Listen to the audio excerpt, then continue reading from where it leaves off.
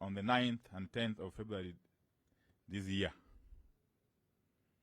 The parliamentary group of Azimio la Umoja One Kenya Coalition Party held a two-day meeting in Machakos County to review the state of the Kenyan nation that is currently characterized by rising frustrations and anger over high cost of living, confusion in education sector, doubts over commitment supporting devolved units, and threats to our multi-party politics, all perpetuated by the UDA administration.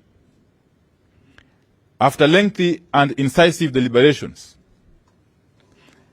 the parliamentary group resolved as follows. 1. The PG restates the position that the Azimio la Umoja One Kenya Coalition Party does not recognize Dr. William Ruto as the legitimate president of the Republic of Kenya. 2. Azimio reiterates that it will not participate in the reconstitution of the IEBC through the formula and process being proposed by the Kenya Kwanza regime. 3. That the Kenya Kwanza administration has put Kenyans in an existential struggle for survival, with the cost of basic necessities becoming untenable. This trend must be resisted and reversed, and Azimio has resolved to provide the leadership needed to achieve this. 4. That Kenya Kwanza be made to immediately embark on steps to reverse the huge tax burden it continues to impose on the people of Kenya, that has seen taxes make up more than half of the price of goods and more than half of the people's income. 5. Azimio has resolved that the Kenya Kwanza administration must be forced to take steps to bring down the cost of goods and services, and in addition, increase the minimum wage to keep it above inflation. On these, Kenyans need timelines from the Kenya Kwanza and not false promises and rhetoric. The cost of living was supposed to come down immediately the administration took power. But today, the administration does not even mention it. Unga was supposed to be trading at Kenya shillings 70 by now. 6. That with Azimio providing leadership, Kenya Kwanza be forced to restore and expand the social protection programs which guarantee a basic monthly income to the poor. 7. That with Azimio providing leadership, Kenyans mobilize and oppose plans to sell off state-run parastatals.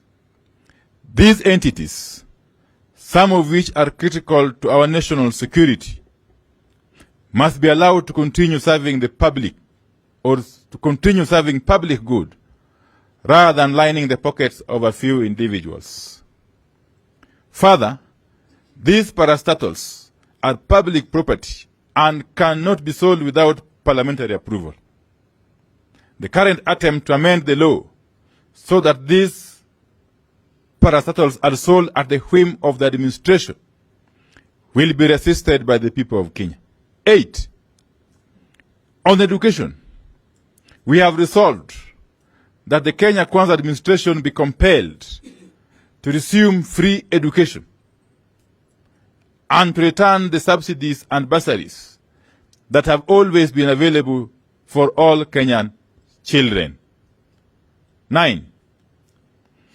That the Kenya Kwanza regime be compelled to immediately address the confusion, the chaos, and the mounting expenses and demands surrounding the implementation of the junior high school program.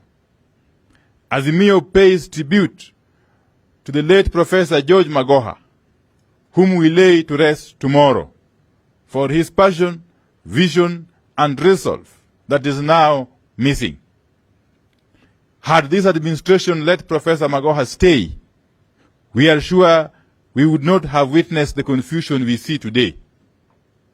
Tomorrow, members of the administration will flock to game to voice hypocritical and false praise to the late professor.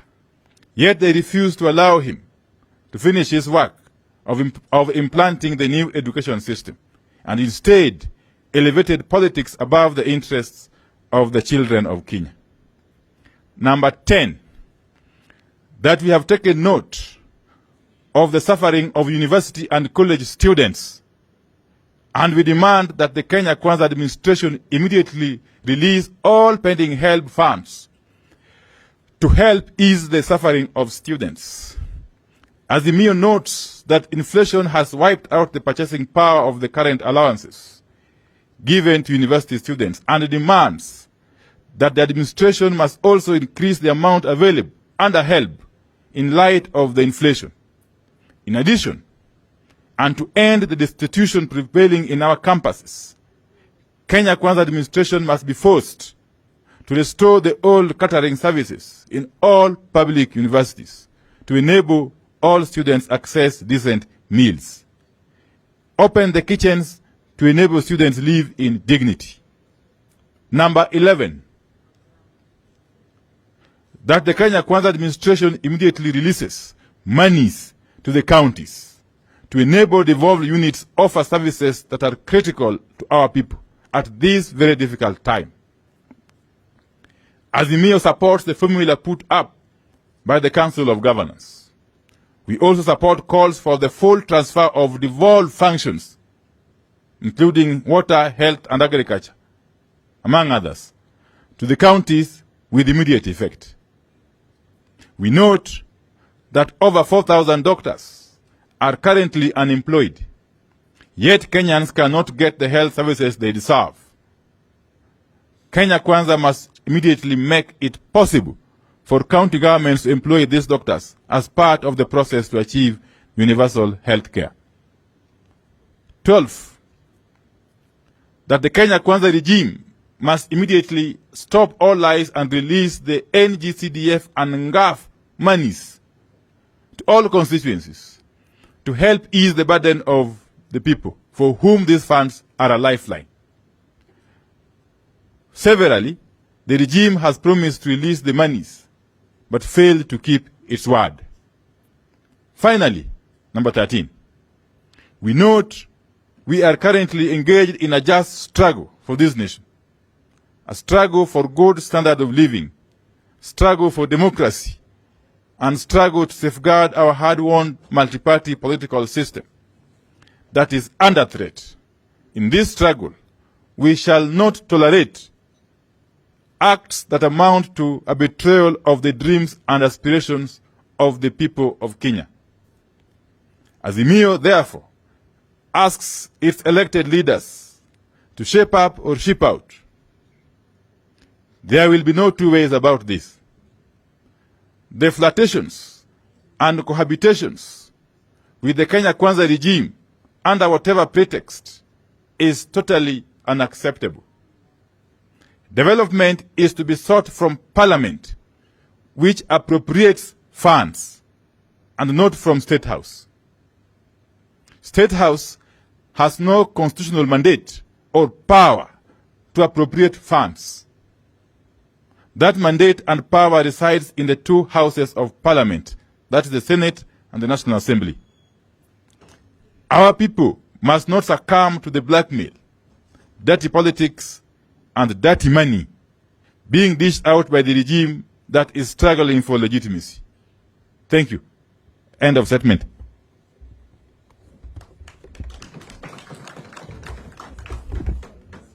We are not fielding any questions.